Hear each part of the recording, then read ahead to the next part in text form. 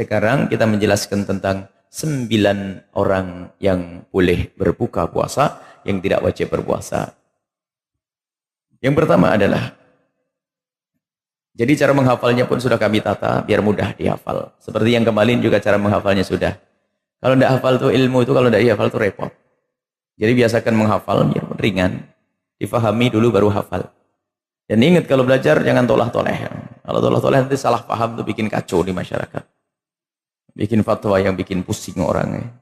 Kita menemukan fatwa di masyarakat, fatwa-fatwa yang disampaikan oleh sebagian orang yang asal saja berkenaan puasa, haji, ini bikin pusing orang.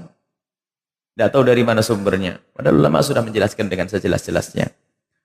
Biasanya itu adalah waktu belajar itu nolah-noleh. Gampang tiduran, banyak ketinggalan. Nah, 9 hal yang membatalkan puasa sudah selesai. Sekarang 9 orang yang boleh berbuka puasa. Ini sengaja kita buat 9-9 biar mudah.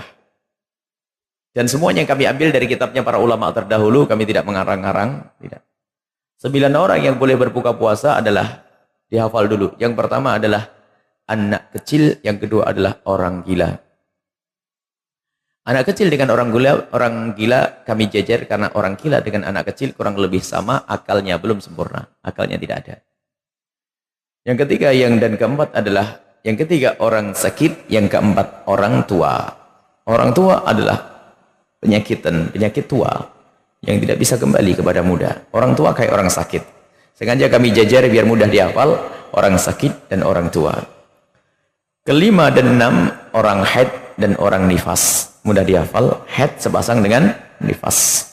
7 dan 8 adalah orang hamil dan menyusui. Mudah dihafal karena satu pasang. Baru yang sendirian adalah bepergian. Kita balik kepada 9 harus dihafal. Yang pertama adalah anak kecil, yang kedua adalah orang gila. Anak kecil dengan orang gila. 3, keempat orang sakit dan orang tua.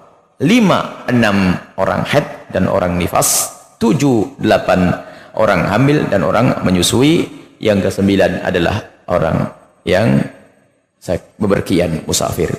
Kalau tidak hafal, di situ ada didaftarkan saja, nanti masuk ke sekolah luar biasa saja.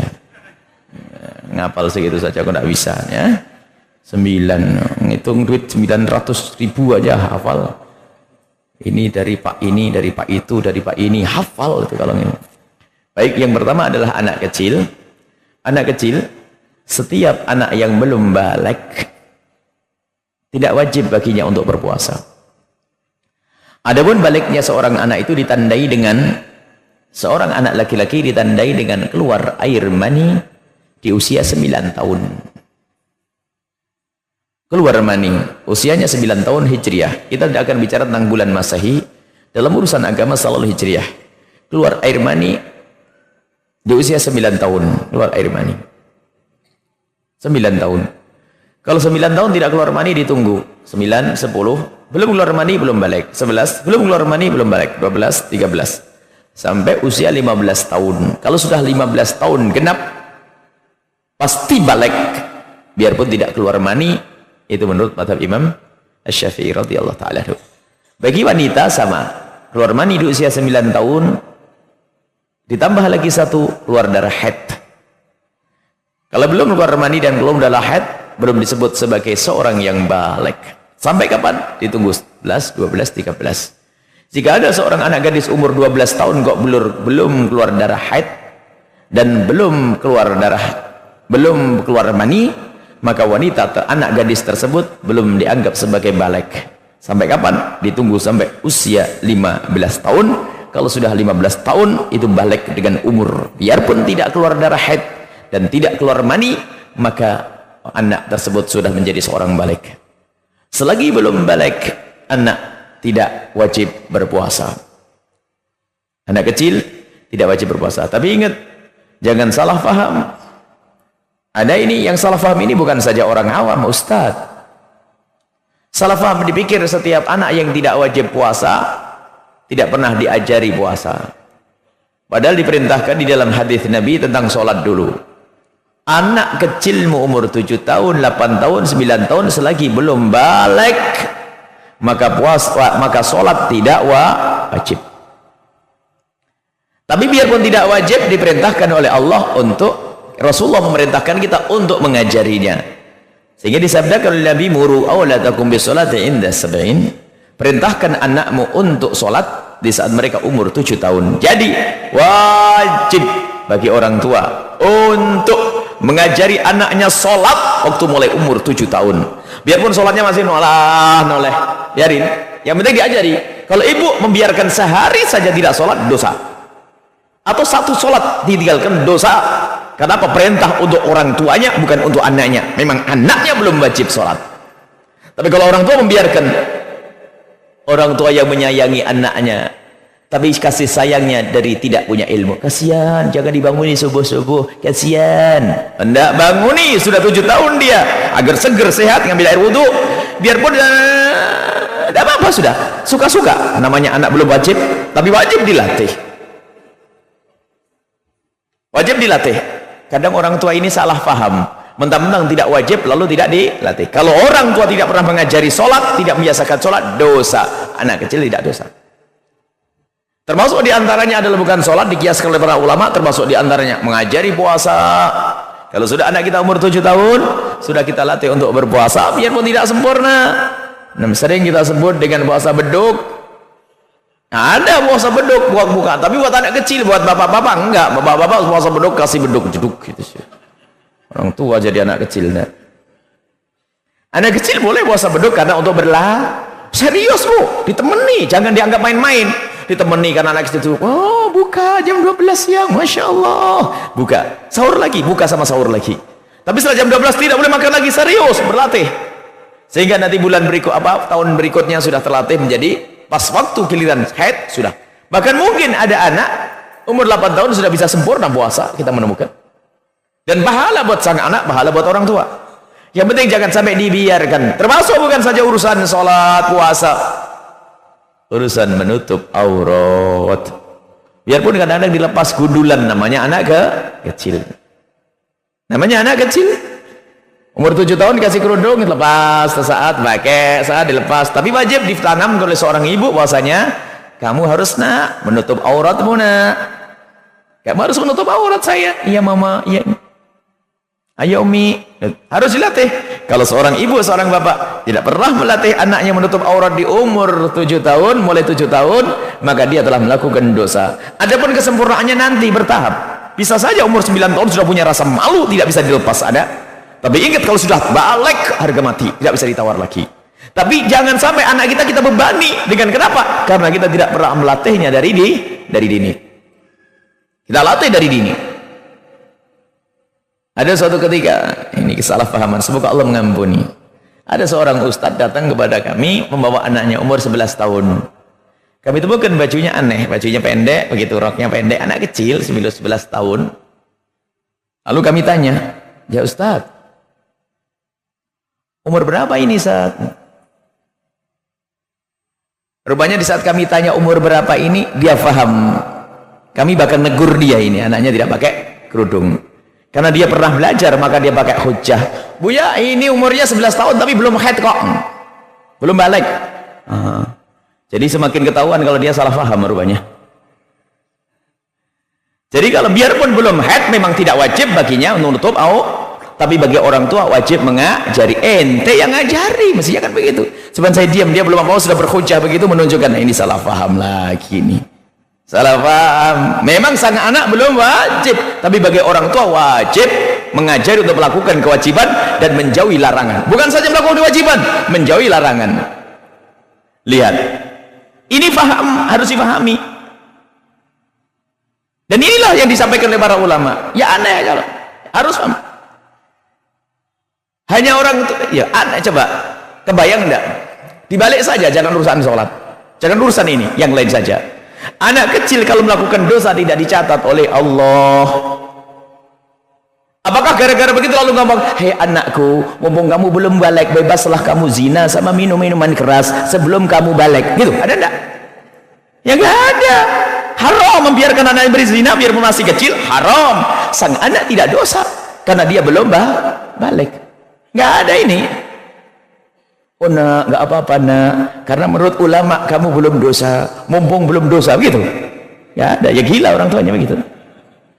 Ini pemahaman tuh penting semacam itu. Kadang-kadang hanya gara-gara dia belum wajib, memang belum wajib bagi dia, tapi bagi orang tua wajib mengajari puasa, mengajari yang lainnya, kewajiban-kewajiban yang lainnya. Ini fikih salah paham ini bermasalah nanti. Akhirnya anaknya umur 7 tahun diajari nyuri, karena nyuri belum dong. Terus enggak, cari bang banyak, curi yang banyak, biar Umi nggak usah kerja. Kacau lagi ini Pak. Ini salah paham.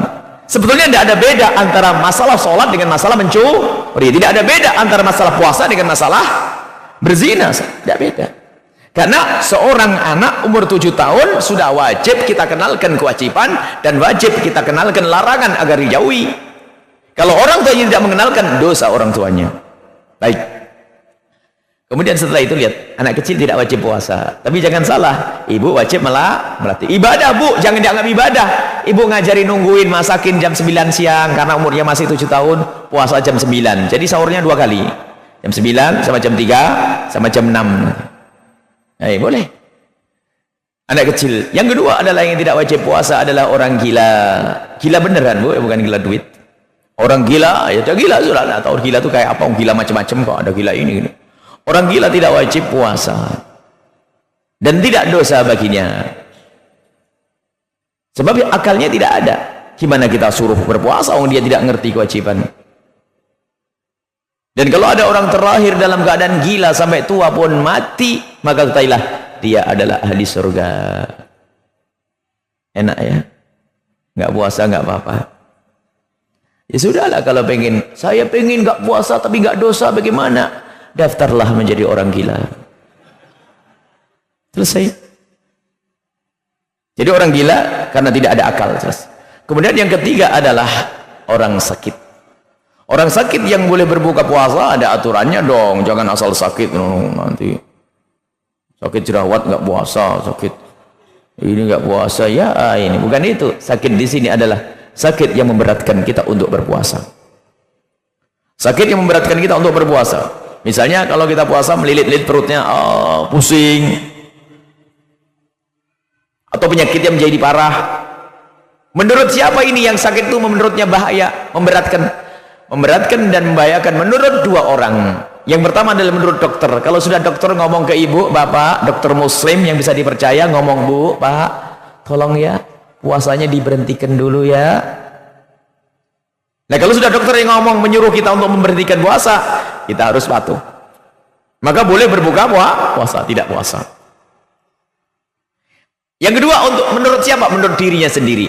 Dirinya sendiri kan pengalaman. Kalau kita makan, kita puasa, ini. Kalau orang lain nggak bisa. Bukan dokter ngasih tahu, sudah buka saja ente loh. Ya nggak bisa, ente dokter. Kalau ente dokter kasih tahu penyakit saya, baru saya buka. Ente bukan dokter nyuruh saya berhenti. Enggak, biasanya enggak. Saya yang tahu diri saya sendiri. Jadi saya boleh berbuka puasa kalau penyakit ini menurut dokter harus berbuka puasa, satu. Atau menurut pengalaman saya kalau sudah puasa, melilit, pusing, nggak bisa bangun. Wah. Dengan begitu maka kita boleh berbuka puasa, sakit. Yang kedua, yang ketiga, yang keempat adalah orang tua. Orang tua adalah sakit. Jadi Anda jangan memaksa kakek moyang, nenek-nenek kita untuk berpuasa padahal dia sudah sepuh. Memang ada sebagian orang tua karena imannya yang kuat, takut kepada Allahnya tinggi, sampai sudah sepuh masih maksain puasa karena nggak ngerti ilmunya. Maka haram bagi seorang anak yang melihat ibundanya sudah sepuh lalu berpuasa, keberatan kok masih disuruh puasa. Jangan dipaksa orang tuamu yang sepuh untuk puasa. Ini anak kurang ajar namanya, mempercepat. Ya kan namanya, memang ajal sudah ada batasnya, cuman ada sebabnya. Kadang-kadang perlu fisiknya dijaga. Kalau memang orang itu sepuh, kasih tahu, Mbah, nggak puasa tidak dosa, diganti dengan zikir saja. Nah, kadang tidak punya ilmu kan bermasalah, nyeksa orang sepuh, nyeksa orang sakit. Orang sepuh buatkan bubur yang sehat biar. Jadi bukti itu ada aturannya, nggak pakai ilmu kacau nanti. Dengar ceramah Buya yang lalu, ajari sholat, ajari puasa, kalau enggak ini, wah orang tuanya sudah Sudah tua disuruh puasa, kata Buya Suasa, sholat. Sudah tua belajarnya nggak sempurna lagi. Sholat aja berdiri, mbah. Berdiri. Sudah semboyongan begitu. Wah, ini kacau lagi ini. Ngaji setengah-setengah tuh ngerusak orang. Nah, jadi orang tua, kalaupun mau, kalau memang mereka adalah berat berpuasa, boleh berbuka puasa. Dan itu bisa dilihat kok. Biasanya kalau lagi nggak puasa itu pagi-pagi bisa jalan muter sana. Tapi giliran puasa itu duduk di kursi, suruh jalan nggak mau, nggak coba besok nggak usah puasa, nggak dosa. Kemudian yang keempat, yang kelima dan keenam, ini sangat jelas, ibu-ibu semuanya punya pengalaman, haid dan nifas. Kalau haid haram berpuasa, jangan sok jadi ahli ibadah. Biarpun dalam keadaan haid saya tetap berpuasa. Oh, kasihan. Dipikir dapat pahala tambah dosa. Ya, tidak usah berpuasa. Kemudian yang keberapa? 7 dan ke-8 adalah hamil dan menyusui. Jika wanita hamil atau wanita menyusui bayinya, asalkan bayi yang disusui adalah bayi yang kurang 2 tahun, bukan bayi umur 15 tahun, bukan bayi ini alasan menyusui anaknya, tidak ada. Ada batasannya kapan menyusuinya. Adalah bayi umur kurang dari 2 tahun. Jadi menyusui bayi dan orang hamil di situ diperkenankan berbuka puasa. Dia berkenan karena bayi itu butuh suplemen. Dan manusia biasanya kalau makan itu kalau harus dibagi 2 pasti ada yang kurang. Apakah kurang dirinya atau kurang di bayi? Itu kemudahan syariat Islam. Ada seorang ibu solehah katanya, Bu. Solehah, rajin, wah, Masya Allah. Tapi dia nggak pernah puasa, 45 tahun nggak puasa nih.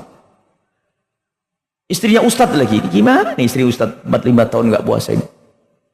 Cuman dia nggak dosa, wali dia, Bu. Cuman karena apa? Sama ustadznya suruh hamil, melahirkan, nyusui, hamil, melahirkan, nyusui, hamil. Anaknya 12. Hamilnya 9 bulan tambah 2 tahun kan 3 tahun. Jadi 12 kali 3, 40 berapa tahun? 2 tahun nggak pernah puasa dan nggak dosa. Masanya ibu, maka dari itu, Bu, jangan takut hamil. Saya dukung umat Islam punya anak yang banyak. Ya, tenang aja, silahkan, saya akan hamil banyak, nggak apa-apa bang, kan waktu bulan puasa saya boleh makan. Ya, 45 tahun nggak puasa, nggak apa-apa. Setelah beres gimana? Ya bayar dong utang. Bayar utangnya. Bayar gimana ya? Semampunya dong. Jadi orang hamil dan menyusui tidak wajib berpuasa. Tapi kalau mau memaksakan diri puasa, selagi tidak membahayakan kepada bayi dan dirinya, boleh memaksakan puasa. Dan Anda akan mendapatkan keutamaan. Kalau memaksakan diri, boleh dengan catatan tidak membahayakan untuk bayinya dan tidak membahayakan untuk dirinya. Tapi kalau kata dokter, bayimu itu sangat lemah, kamu tidak boleh puasa, jangan puasa. Jangan sok hebat deh. Ibadah itu tidak dengan kesombongan begitu. Ada orang, nah ini, yang jelas ya, memaksakan bukan sesuatu yang baik. Sampai nanti pingsan dan sebagainya, pengen puasa, ya bukan terpuji.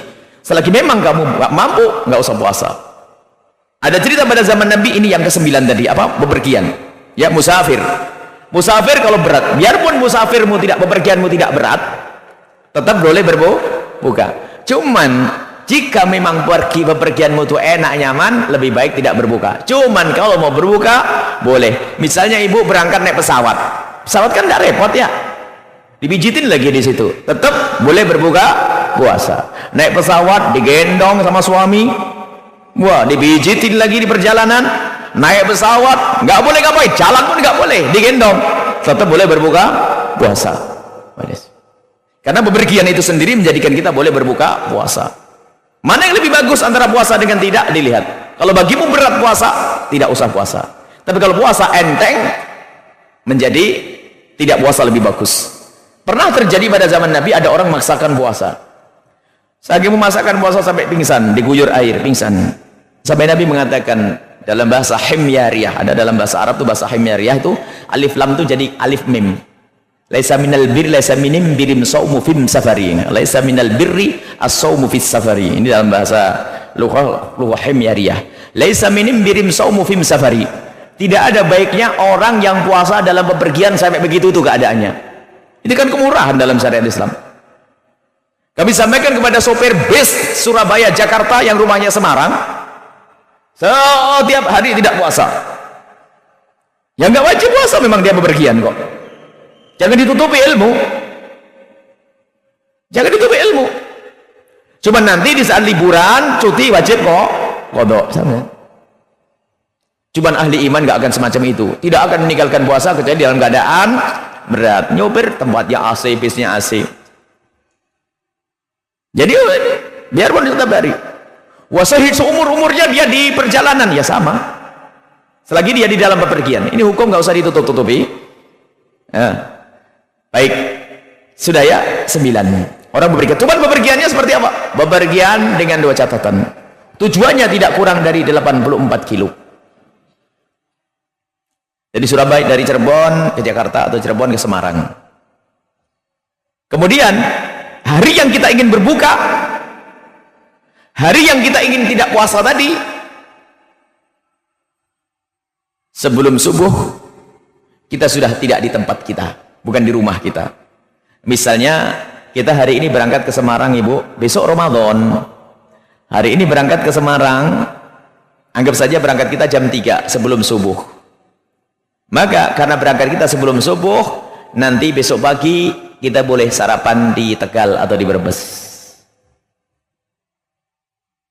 Karena syaratnya untuk kita buka, malam harinya kita baru sudah ada di perjalanan. Artinya waktu subuh kita sebagai musafir. Kemudian kita di Semarang 2 hari. Sepanjang 2 hari di Semarang kita tetap boleh berbuka puasa. Karena apa? Waktu sahur, waktu subuh kita berada di perjalanan. Di perjalanan. Di Semarang kan perjalanan bagi orang Cirebon.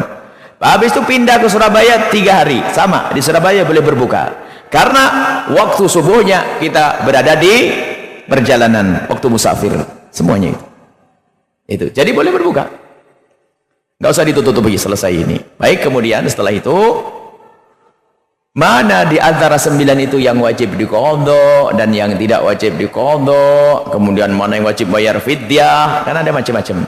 Kita harus tahu qadha itu adalah membayar utang. Qadha membayar utang puasa, puasa 1 dibayar 1. Kalau yang namanya fidyah adalah puasa 1 hari diganti dengan uang, diganti dengan beras. Puasa sehari diganti dengan beras atau makanan pokok kita sebanyak 1 mud, 1/4 dari zakat fitrah. 1 mud 6,7 on. 1 puasa yang ditinggalkan. Lalu siapakah yang wajib membayar fidyah dan siapa yang wajib mengqadha? Kalau ibu sudah hafal 9 tadi, baru nanti saya lanjutkan. Saya ulang dari 9 tadi apa? Anak kecil dan orang sakit dan orang haid, hamil, menyusui. Yang terakhir bepergian. Baik, setelah itu dari 9 direntet lagi biar mudah. Anak kecil nanti ada 2, Bu. Biasanya kalau dalam buku kecil ini ada 2 kotak. Qadha, fidyah. Qadha, fidyah itu. Anak kecil tanpa qadha, tanpa fidyah. Selesai ya? Ibu setelah dewasa, setelah keluar darah haid, sama orang tua suruh qadha enggak? Kamu waktu kecil di qadha, nah, ada enggak gitu? Enggak ada. Suruh bayar fidyah? Enggak ada. Jelas ya? Harus yakin ilmunya. Anak kecil kalau sudah dewasa tidak wajib qadha, tidak wajib fit. Orang gila tiba-tiba sembuh, tidak wajib qadha, tidak wajib fit. Tidak, selesai. Orang sakit ada 2 macam. Sakit yang ada harapan sembuh kata dokter. Yang kedua kata dokter, waduh, nggak ada harapan sembuh menurut manusia. Sebab umur Allah yang punya kan. Nah, kalau orang yang sakitnya ada harapan sembuh, ya nanti setelah sembuh diqadha. Nggak ada fidyah tentunya. Qadha saja kalau sembuh. Jadi misalnya waktu Ramadan kita puasa pusing buka. Pusing nggak kuat buka, maka wajib qadha. Sebab setelah Ramadan kita sembuh. Tapi kalau penyakitnya nggak bisa sembuh, ya nggak ada qadha, nggak ada sembuh, langsung mati. Berarti kalau nggak sembuh, nggak ada harapan sembuh misalnya, atau nggak mati-mati, akhirnya nggak ada harapan sembuh. Ini sudah divonis sama dokter penyakitnya nggak bisa sembuh. Tapi ini tetap bertahan, ya hidup sampai 10 tahun, nggak sembuh-sembuh penyakitnya. Berarti karena penyakitnya tidak disembuh, harapan bisa qadha tidak? Tidak bisa. Harus paham di sini ya. Jangan ngelamun ya. Ada yang ngelamun gini kayaknya. Yang ngomong ngelamun dulu. Coba paham ini ya. Jika orang tidak ada harapan sembuh, kan ada penyakit nggak ada sembuh. Misalnya mohon maaf stroke, Ya kata dokter sudah parah. Ya, stroke sudah parah. Atau sudah jantungnya hanya di atas kasur saja. Tapi nggak mati-mati, ada kan? Panjang umur, ada. Berarti puasa tidak wajib baginya. Cuman kata dokter nggak ada harapan sembuh. Kalau nggak ada harapan sembuh, bisa nggak mengqadha? Ya nggak bisa. Maka catatannya, yang tidak ada harapan sembuh hanya ada fidyah, tidak ada qadha. Selesai. Yang keempat adalah orang tua. Orang tua ini kayak orang sakit yang nggak bisa sembuh. Orang tua ada yang balik muda nggak? Ada pil awet muda? Nggak ada. Karena orang tua adalah tidak balik muda, maka kalau orang tua tidak mampu berpuasa, wajib apa? Fidyah. Karena nggak balik muda. Jangan paham. Kalau ilmu paham enteng, nggak usah susah. Yang jadi masalah itu belajar nggak paham. Oh, bagus, bagus. Oh, masya Allah, masya Allah, masya Allah. Mantuk-mantuk tak begini. Oh, faham? Nggak paham. Ini repot ini.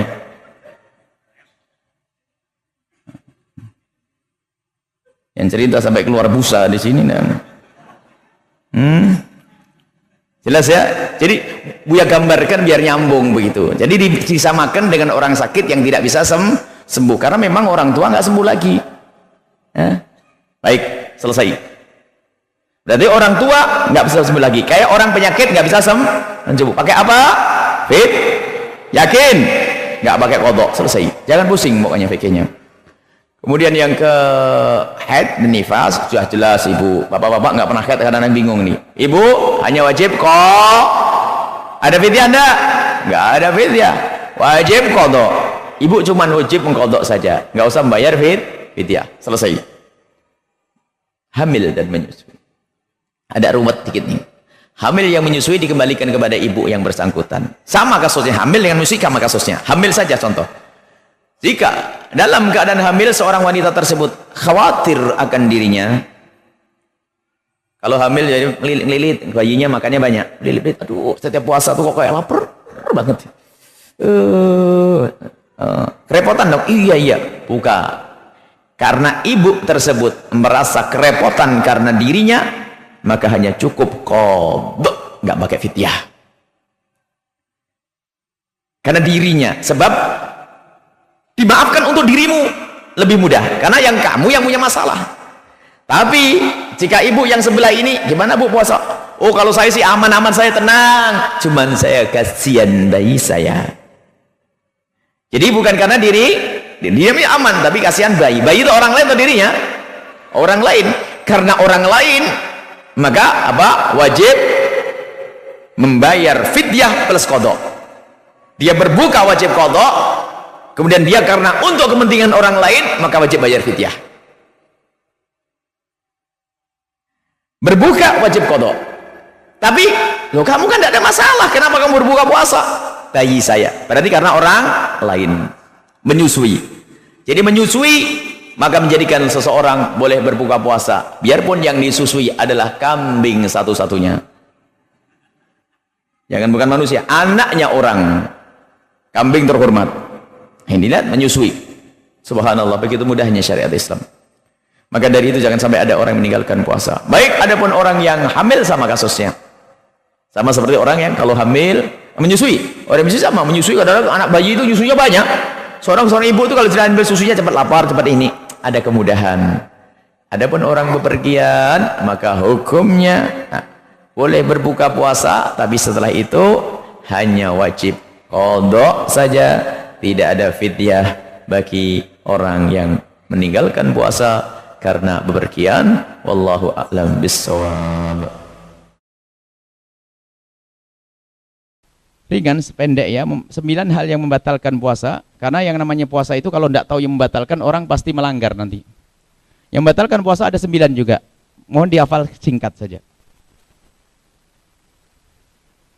Yang pertama adalah masukkan sesuatu ke salah satu lubang 5. Lubang mulut, lubang hidung, lubang telinga, lubang buang air kecil, lubang buang air besar. Yang pertama, memasukkan sesuatu ke salah satu lubang 5. Yang kedua adalah muntah dengan sengaja. Saya jajar muntah dengan memasukkan berdekatan. Yang ketiga dan keempat, yang ketiga bersenggama tanpa keluar mani, yang keempat keluar mani tanpa senggama. keluar mani tanpa senggama yang keempat. 5, 6, 7 haid, nifas, melahirkan. Haid, nifas, melahirkan. Yang ke-8 adalah hilang akal. Yang ke-9 adalah murtad. Saya rinci dari yang pertama, kilat saja, Ibu. Maka konsentrasi, jangan tolak-tolak. Kalau tolak-tolak nanti salah paham, repot sampai di rumah. Yang pertama adalah memasukkan suatu ke lubang 5, dimulai dari mulut. Masukkan ke lubang mulut. Yang dimaksud memasukkan ke lubang mulut yang membatalkan adalah nelen. Nelen.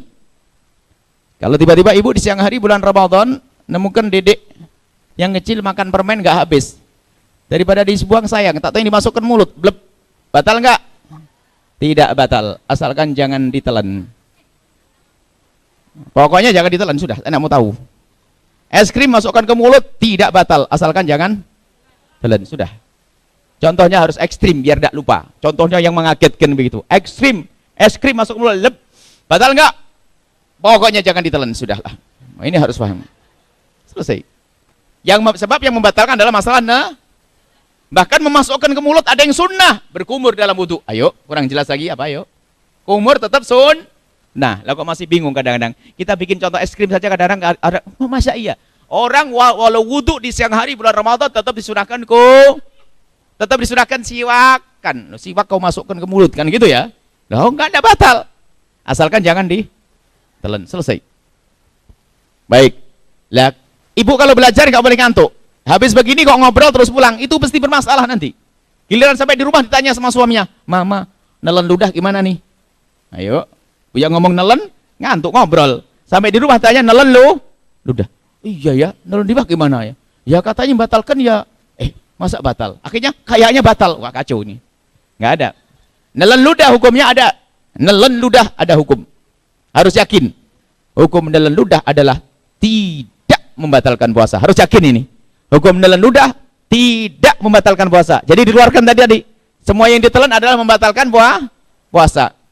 Biarpun mohon maaf, kecil wijen, ada wijen, ditelan batal. Sudah kecil batal lagi. Ya. Baik. Tapi kalau ludah tidak membatalkan puasa, tapi ada catatannya, Bu. Harus hafal catatannya itu. Catatan itu menguatkan hafalan juga. Jadi kalau belajar itu kalau udah hafal itu kacau. Fikih itu hafal dan paham. Ludah ditelan tidak membatalkan puasa dengan catatan. Yang pertama, ludahnya sendiri. Ludahnya sendiri. Ya. Kalau ludahnya orang lain batal. Ludahnya. Ya. Ludahnya orang lain tuh ludah. Ya jangan begitulah, Bu. Kalau ludahnya orang lain bukan harus ludah itu yang taruh di lantai. Ini orang jorok. Mungkin sekali, mohon maaf, suami istri yang lagi berciuman adalah tertukar ludahnya, Kalau contoh tuh yang jangan yang jorok, yang mesra, yang indah itu contoh jorok. Masalah di sini diambil nih siapa itu? Kok jorok bener ya? Ini paham enggak? Jadi yang jelas kalau ludahnya orang lain ditelan baik. Yang kedua, ludah yang ditelan itu batal adalah tidak membatalkan asalkan ini yang kedua syaratnya. Ludah masih di tempatnya, masih di dalam mulut. Ini kalau ludah di dalam mulut tidak membatalkan puasa kalau ditelan. Maka dari itu kalau ada ibu-ibu yang iseng mulai pagi sampai siang ngumpulin ludah di gelas, mungkin dikumpulin di gelas, dapat setengah gelas, taruh di kulkas, wah ajib, diminum, batal enggak? Karena keluar dari tempatnya, tempatnya, jelas ya? Ini harus jelas pemahamannya. Ulama menjelaskan ini maksudnya biar nggak ragu-ragu tadi itu. Yang ketiga adalah syaratnya ludah masih murni, belum campur permen, belum campur es krim, belum campur macam-macam. Jadi kalau ludah masih asli dan di tempatnya, nah, dan miliknya sendiri, maka itu ditelan tidak apa-apa. Sampai ulama mengatakan begini, mencontohkan, kalau idza jama'a riqau, kalau ada orang mengumpulkan ludahnya di dalam mulutnya sampai banyak begini, kemudian ditelan, batal enggak? Tidak, karena ludahnya sendiri di mulutnya dan masih murni, selesai. Yang pertama selesai, sudah, nggak usah dibahas panjang-panjang. Ini pertanyaannya macamnya biasanya, Buya gimana hukumnya mencabut gigi? Aduh, ini orang nggak paham ini. Hukum mencabut gigi batal enggak puasa? Masih ragu, Bu ini. Yang enggak, pokoknya giginya jangan ditelan, sudah selesai, rumusnya jelas. Pokoknya belajar fikih nggak usah ragu-ragu. Nyabut gigi siang hari bulan Ramadan tidak membatalkan puasa asalkan giginya jangan ditelan. Loh, ludahnya Buya gimana? Sama ludahnya jangan Tetapi kan takut ditelan. Kalau takut ditelan, jangan nyabut siang hari, selesai. Kok repot banget kamu ini ya? Belajar itu nggak boleh repot-repot. Paham? Nggak boleh setengah paham. Kalau setengah paham, musibah. Jelas? Ibu udah usah takut, tidak ada khilaf ulama di sini. Tidak ada berbeda nanti. Baca kitab fikih cuman bahasanya kita gamblangkan supaya orang yakin. Selesai ya. Kemudian yang kedua adalah masukkan sesuatu ke lubang hidung. Masukkan ke lubang hidung adalah membatalkan puasa. Lah ini kalau ibu ngantuk pulang ke rumah bisa pusing nanti. Nah, sebab kita itu pernah suatu ketika ada pertanyaan 50 tuh 5 atau 4 pertanyaan sama kasusnya, bagaimana hukumnya ngupil. Mohon maaf. Gara-gara salah paham tadi bingung, ngupil batal enggak? Tadi memasukkan sesuatu ke lubang hidung. Wah, kacau nih, hobi saya tidak tersalurkan, kan bisa gitu. Makanya harus paham, makanya kalau ngaji jangan ngantuk. Yang dimaksud membatalkan adalah jika kita masukkan sesuatu ke wilayah yang kalau kita itu yang kita masukkan air akan terasa aja gerak panas itu. Panas kan? Pernah kita suatu ketika lagi mandi atau apa, airnya masuk ke atas, bagian atas ini. Jadi yang membatalkan adalah kalau kita masukkan sesuatu sampai bagian atas sini, kerak itu, panas itu batal. Tapi kalau masih wilayah bawah, tidak membatalkan puasa, maka kabar gembira bagi siapapun yang punya hobi. Ternyata ngupil adalah tidak membatalkan puasa, asalkan jangan di depan umum, selesai. Nggak enak. Di depan orang. Jelas ya? Nggak boleh pemahaman setengah-setengah. Selesai. Telinga. Masukkan satu ke lubang telinga. Lubang telinga adalah khilaf di antara para ulama. Madhab Maliki mengatakan tidak. Kita madhab Syafi'i, kalau darurat kecuali ada orang yang punya alat itu sudah dimaafkan itu ikut madhab Malik. Alat apa? Pendengaran ya. Alat untuk mendengar itu kan ada dimasukkan ke dalam. Tapi yang dimaksud dalam adalah yang tidak bisa dijangkau oleh kelingking. Kalau masih bisa dijangkau kelingking begini, ini luar. Ini luar. Tapi kalau ibu pakai korok kuping masuk ke dalam batal. Selesai.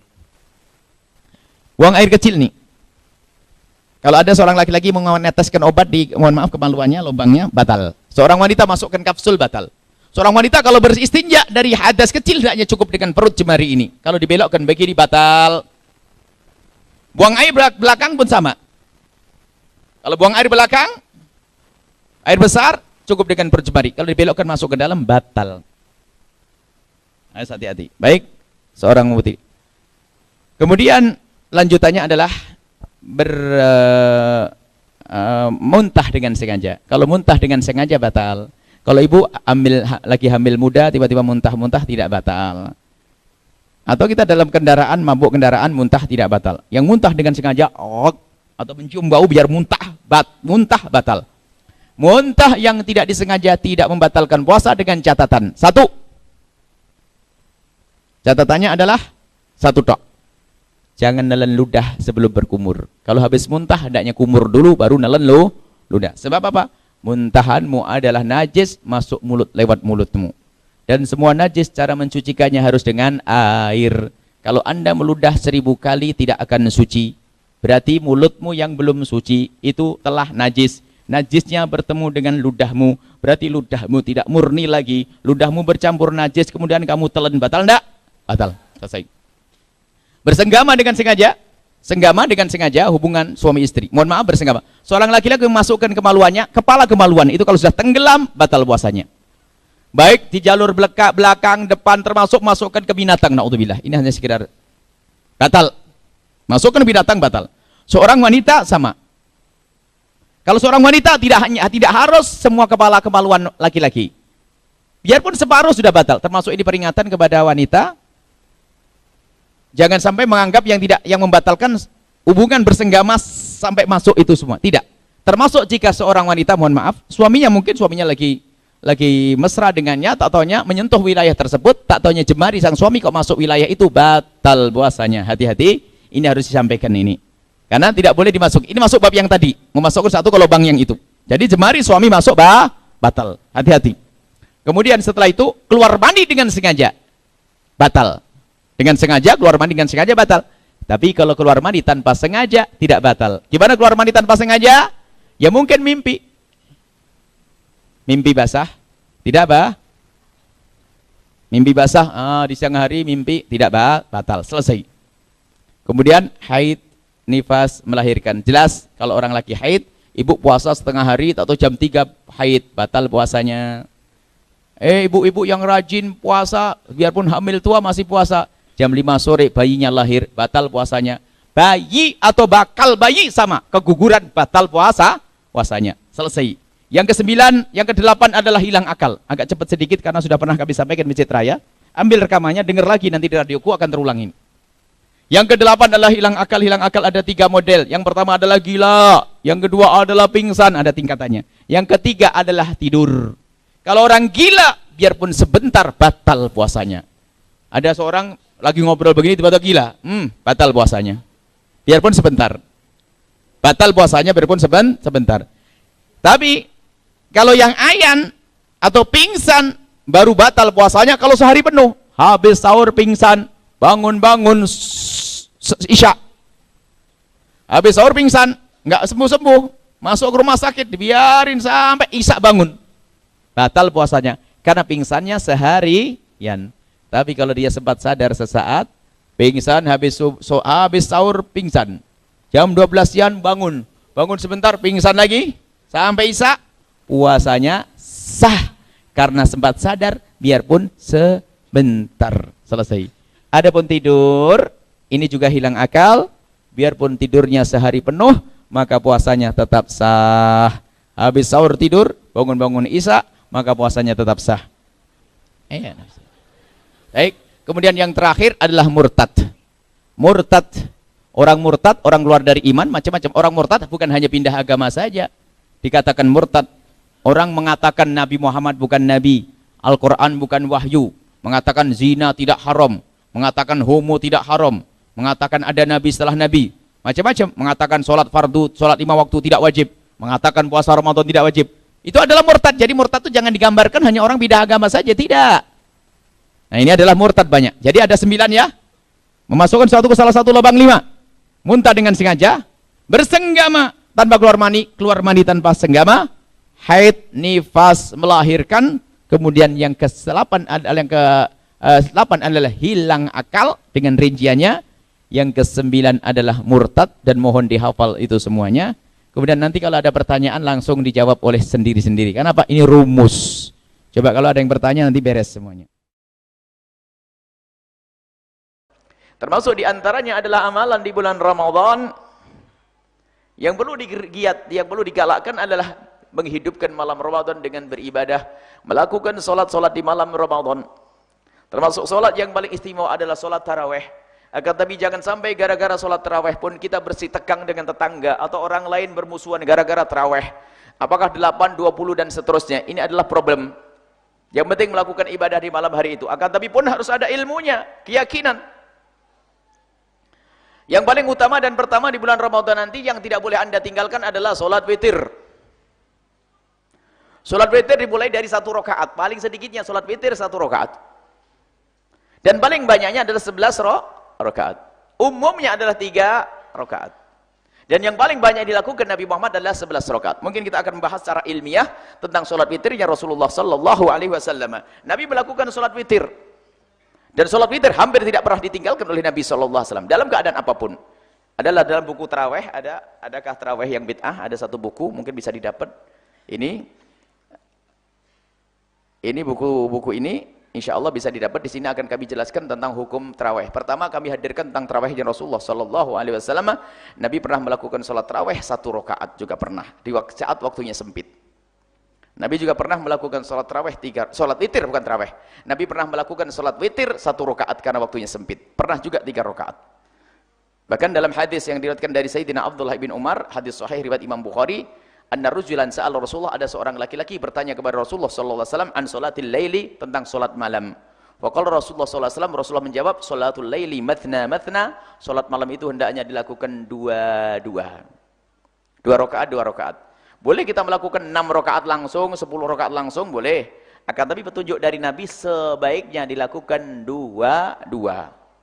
Fa idza khasya ahadukum subha, kalau khawatir kamu keburu masuk subuh, shalla raka'atan wahidatan tutiru lahu ma qad shalla, hendaknya menutup salatnya dengan witir 1 karena waktunya mepet. Ada berarti witir pernah dinukil dari Nabi 1. Ajaran dari Nabi 1. Kemudian ada lagi solat witir yang dilakukan adalah bukan 1 sampai 13 rakaat juga ada. 11 rakaat yang banyak dilakukan oleh Nabi sallallahu alaihi wasallam. Bahkan bagaimana witirnya Nabi sallallahu alaihi wasallam? Ini dari Sayyidina Anas bin Sirin qala qultu li ibni Umar, aku pernah bertanya kepada Sayyidina Abdullah bin Umar, ara'aita raka'ataini qabla salatil ghadati utilu fihi ma'al qira'ata? Apa pendapatmu tentang dua salat sebelum salat subuh yang aku panjangkan bacaannya? Faqala, kemudian Sayyidina Abdullah bin Umar menjawab, karena Nabi sallallahu alaihi wasallam yusalli minal laili mathna mathna, Nabi salat kalau malam itu dua-dua. Makanya kalau ada riwayat sholat malam 4 itu artinya caranya tetap dua-dua. Makanya ada orang yang memaksakan sholat 4 rakaat berangkat. Bukan tidak sah-sah. Akan tetap mendapatkan kesunahan adalah melakukan dua-dua. Widuri berakaatin, kemudian ditambah 1 untuk menjadi witir. Sholli rakaatain qabla sholatil qadah. Kemudian dia melakukan sholat qabla subuh. Jadi witir ditutup dengan 1. Sholat 2, 2, 2 baru 1. Kemudian Rasulullah SAW melakukan witir. Ini panjang, kelihatannya tidak bisa kita selesaikan sampai pada pagi hari ini. Di antaranya hadis Imam Bukhari. Nabi Muhammad SAW lihat, begitu kasihnya kepada istri beliau. Di sini dikisahkan oleh Siti Aisyah. Siti Aisyah yang Siti Aisyah yang banyak menukil. Karena kebetulan Siti Aisyah termasuk banyak meriwayatkan hadis dari Nabi Muhammad SAW. Maka dari itu banyak fitnah kepada Siti Aisyah. Pokoknya orang yang paling dekat dengan Nabi paling banyak membawa riwayat dari Nabi sering difitnah oleh sekelompok orang. Seperti Imam Abu Hurairah, Abu Bakar, Umar, Siti Aisyah. Ini adalah banyak difitnah oleh orang-orang yang tidak kenal Nabi Muhammad SAW. An Aisyah taqalat, dari Siti Aisyah beliau berkata, kana Nabi SAW, Nabi Muhammad SAW itu kebiasaannya yusalli, salat di kamarnya. Wa anna ragidatun, aku dalam keadaan tidur. Mu'taridatun ala firasyi, melintang di tempat tidurnya Nabi. Jadi kamar Nabi itu sempit, jangan seperti kamar ibu-ibu, jangan digambarin seperti kamar ibu-ibu bisa main bola, itu bukan. Kamar Nabi sangat sempit sampai kalau melakukan sholat itu lihat Siti Aisyah itu melintang di tempat sujudnya Nabi SAW, tempatnya Nabi. Sehingga kalau Nabi Muhammad sujud itu kakinya dilipat. Allah. Kaki Siti Aisyah dipinggirin lalu Nabi Muhammad sujud. Kalau sudah beliau sholat banyak selesai, faida arada ayyutir, kalau sudah Nabi Muhammad ingin berwitir, fa'aygadani fa'altartu, kemudian membangunkan aku, diajak Siti Aisyah untuk sholat witir. Ini indah ya. Ini salat banyak dulu Nabi Muhammad. Banyak. Lah banyaknya berapa? Enggak ada yang tahu hitungannya kan? Wan Abdullah bin Umar, dari Sayyidina Abdullah bin Umar juga salah satu minal muktsirin bi riwayatil ahadithi, orang yang paling banyak meriwayatkan hadis Sayyidina Umar, seperti Sayyidah Aisyah juga. Ani Nabi sallallahu alaihi wasallam, ij'alu akhir salatikum bil laili witra, jadikanlah salat malammu, jadikanlah penutup salat malammu itu witir. Maksudnya ini anjuran, dijelaskan para ulama. Jadi sholat witir itu hendaknya dijadikan sholat penutup. Bukan sholat witir itu jadi penutup, bukan. Hendaknya. Kalau kamu melakukan witir, kau jadikan paling akhir. Kalau ternyata engkau sudah melakukan witir di awal waktu, habis sholat isya, tarawih kok witiran. Kalau bangun malam ya boleh lagi, sholat lagi yang banyak. Jangan seperti keyakinan sebagian orang yang salah paham. Sehingga kalau sudah witir, bangun malam nggak berani sholat lagi. Karena apa? Sudah saya tutup kok. Ini salah paham, mohon. Yang salah paham, segera paham yang benar insya Allah. Ini ada salah pahaman ini. Dan nanti usah tanya, biasanya dia tanya, apakah boleh setelah sholat witir, sholat lagi? Boleh, sholat sebanyak-banyaknya. Bahkan mana yang lebih bagus di antara aku memotong witir di masjid, habis tarawih saya tidak witiran. Kemudian setelah itu saya pulang, witir di rumah nanti malam atau witir di masjid. Suka-suka. Semuanya adalah boleh. Kalau engkau ingin menjadikan sholat witirmu di rumah, harus kau tata hatimu. Sebab kadang-kadang sengaja memutus biar kelihatan, oh nanti malam saya mau tahajudan loh ya, makanya saya nggak ngajutin witir. Seolah ngomong gitu. Jadi kalau lagi witiran langsung mutus, kenapa? Saya witiran nanti malam aja deh habis tahajudan. Oh witiran di sini aja, nggak usah nunggu sampai di rumah nanti. Jadi witiran di situ gak ada masalah. Apalagi jika anda seorang imam. Kalau anda seorang imam, witiranmu adalah di masjid saja karena engkau ngimami orang awam. Kalau mau sholat malam, sholat lagi sholat malam. Jangan minta untuk imam, oh, saya pengen tahajudan lagi, mohon maaf witiran sendirian. Oh bubarlah orang awam. Nggak usah pamer lah kan begitu. Jadi kalau anda mendidik mereka, yang mau witiran sekarang witiran, ayo. Yang mau witiran malam juga boleh. Yang witiran sekarang sama saya, kemudian setelah itu nanti kalau bangun malam tetap boleh sholat. Jadi harus dipahamkan makna ini. Ada orang sering salah paham masalah-masalah semacam ini. Jadi memang ada hadis Bukhari tapi dijelaskan oleh para ulama bahwasanya witir hendaknya, bukan sebuah kewajiban. Hendaknya dijadikan sholat penutup. Kemudian juga Ada, ini riwayat tentang witir banyak sekali. Mungkin hari ini masalah witir saja. Tapi besok sudah masuk Ramadan ya. Masih ada satu lagi ya. Baik, satu lagi insya Allah tarawihnya seburkan. Sekarang witir saja dulu. Tentang witir, keutamaan witir. Witir bukan saja di Ramadan, di luar Ramadan. An Sa'ad bin Yasar, dari Sayyidina Sa'ad bin Yasar, annahu qala, beliau berkata, kuntu asiru ma Abdullah bin Umar. Aku berjalan dengan Sayyidina Abdullah bin Umar bi tariqi Makkah, di jalan Makkah. Ada ceritanya sahabat Nabi berjalan. Qala Sa'id, kemudian Sa'id berkata, falamma khasyitu subha, karena di dalam perjalanan itu aku takut keburu masuk subuh. Nazaltu, kata Sa'id, aku turun di bawah. Tsumma lah nazaltu fa autartu, aku turun ke tanah lalu aku sholat witir. Kemudian sahabatnya tadi Abdullah bin Umar berjalan, ketinggalanlah si Sa'id bin Yasar. Karena apa? Dia sholat witir, turun dulu sholat witir. Kemudian lahiqtu, kemudian aku kejar Abdullah bin Umar. Yang lebih alim Abdullah bin Umar itu adalah yang paling dekat dengan Nabi. Faqala Abdullah bin Umar, aina kunta? Di mana ente ketinggalan tadi?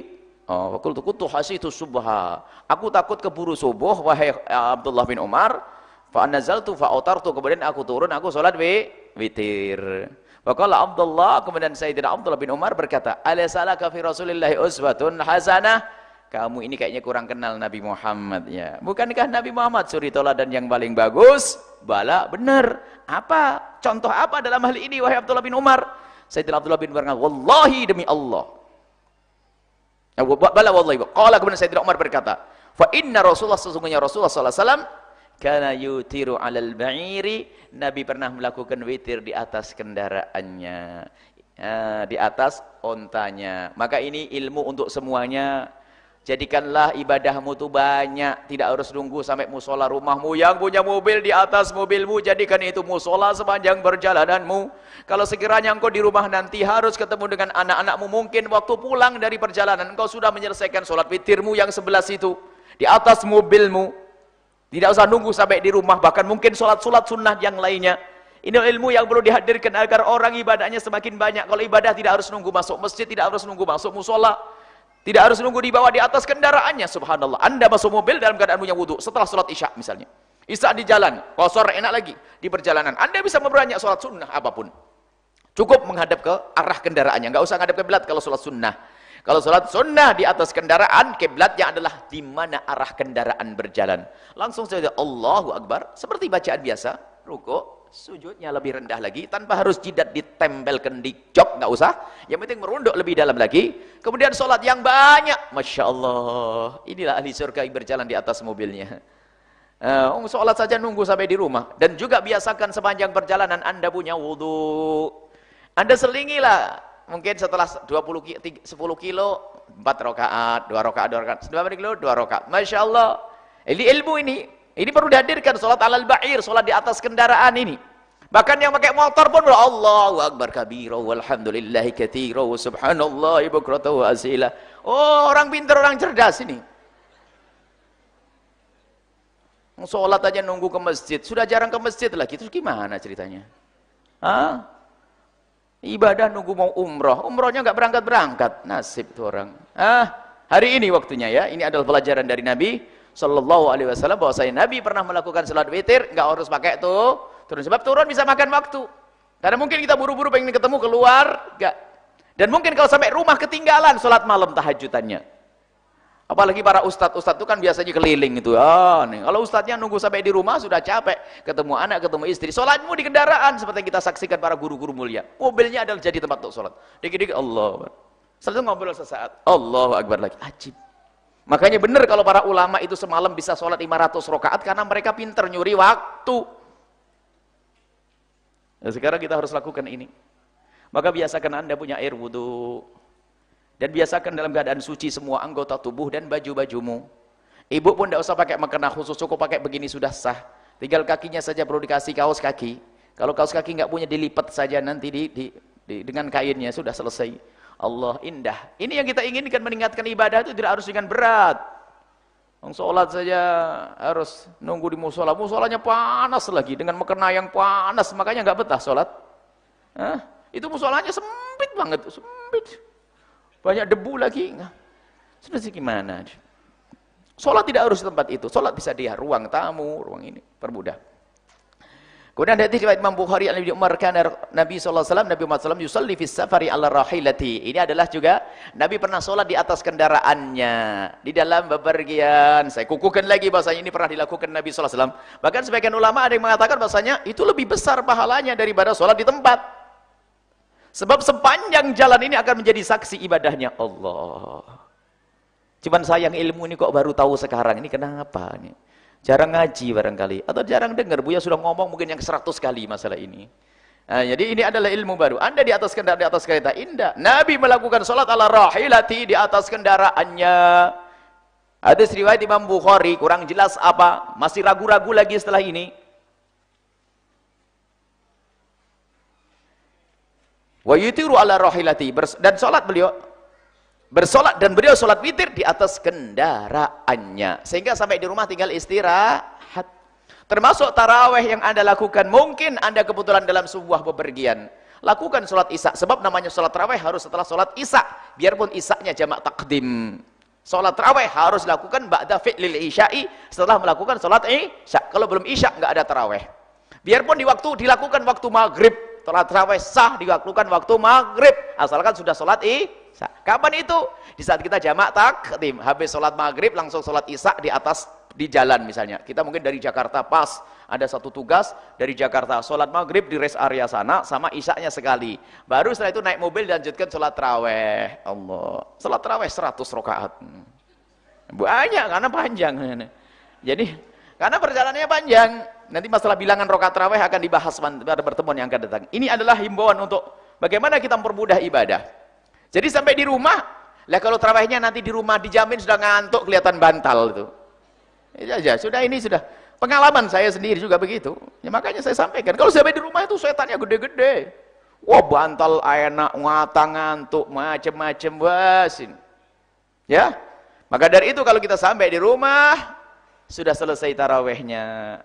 Kecuali memang kita mau mengejar tarawih yang ada di masjid kita, musola kita untuk menjadi imam atau ya. Tapi kalau perkiraan sampai di rumah, masjid sudah bubar, nggak ada tarawih lah engkau di jalan. Jangan nunda nanti. Kalau nanti yang datang setan pemalas. Dan yang paling banyak 20 rakaat atau bisa lebih, ikut madhab Malik 36 rakaat. Wah, hebat. Jadi yang banyak, intinya seperti itu ya. Jadi lakukan kebaikan di atas kendaraan. Dan ini tolong dibiasakan yang demikian ini. Wa an Aisyah radhiyallahu anha, ada hadis Bukhari lagi di Bukhari ini Masya Allah. Bukhari Muslim. Dari Siti Aisyah radhiyallahu anha, kana Rasulullah sallallahu alaihi wasallam yusalli bil laili 13 rakatan. Nabi sallallahu alaihi wasallam pernah melakukan salat malam 13 rakaat. Ada salat malam Nabi adalah 13 rakaat. 13 rakaat. Cuman 13 rakaat itu ulama berbeda. Apakah 13 rakaat itu witir semuanya atau yang lain? Sebagian mengatakan 30 rakaat adalah 11-nya witir, 2 adalah salat qabliyah subuh. Sebagian mengatakan memang witir Nabi 13 rakaat. Ada. Jadi ini riwayat. Kemudian yang ke-8, hadis ini masalah witir. Nah, yang ke-8 hadis an Abi Salamah bin Abdurrahman annahu akhbaruhu annahu sa'ala Aisyah. Ada Abi Abdurrahman, ada Abi Salamah ibn Abdurrahman. Ada salah satu sahabat Nabi bertanya kepada Siti Aisyah radhiyallahu taala anha, kaifa kanat salatu Rasulillah sallallahu alaihi wasallam fi Ramadan? Dia bertanya tentang salatnya Nabi Muhammad di malam hari bulan Ramadan. Faqalat Siti Aisyah menjawab, salat Nabi Muhammad di bulan Ramadan. Yang ditanya adalah biasanya salat Ramadan ke salat tarawih, ya kan? Salat Ramadan, salat tarawih, yang ditanya salat di Ramadan. Ternyata Siti Aisyah menjawab kebiasaan Nabi tidak hanya di bulan Ramadan. Maka Rasulullah, maka tidaklah Nabi Muhammad SAW itu yazidu menambahkan fi Ramadan, di bulan Ramadan, wala fi ghairihi, dan di selain Ramadan, ala 11 rakaatan, dari 11 rakaat. Nabi itu tidak pernah menambah dan mengurangi baik di Ramadan atau di luar Ramadan dari 11 rakaat. 11 rakaat. Yusalli arba'an, salat 4 rakaat. Fala tas'al an husnihinna, jangan kau bertanya tentang bagusnya bagaimana salatnya Nabi, panjang, khusyuk. Tsumma yusalli arba'an, kemudian 4 lagi. Fala tas'al an husnihinna, jangan kau bertanya tentang bagusnya salatnya Nabi. Tsumma yusalli thalathan, kemudian salat 3 rakaat. Qalat Aisyah, itu kemudian Siti Aisyah bertanya, "Fakultu ya Rasulullah, atanamu qabla an tutir?" Apakah kau tidur sebelum berwitir? Jadi tidur dulu sebelum witir. Qala, "Ya Aisyah wa Aisyah." Iya. Tapi ingat, inna aynaya tanamani wa la yanamu qabli aynaya. Aynaya. Dua mataku ini tidur, tapi hatiku tidak pernah tidur. Di sini adalah ada orang bertanya kepada Siti Aisyah tentang sholatnya Rasulullah di bulan Ramadan. Rasulullah menjawab, Nabi Muhammad tidak pernah kurang dari 11 rakaat di Ramadan dan di luar Ramadan. Berarti ternyata jawaban Siti Aisyah bukan tentang sholat taraweh. Cuman ada orang yang menggunakan hadis ini untuk sholat taraweh. Padahal di sini ada keterangan yang jelas di Ramadan dan di luar Ramadan. Padahal di luar Ramadan tidak ada taraweh. Kemudian di akhir hadis ini dijelaskan bahwasanya ini witirnya Rasulullah sallallahu alaihi wasallam. Kenapa? Apakah kau berwitir ya Rasulullah setelah tidur? Ini masalah witir.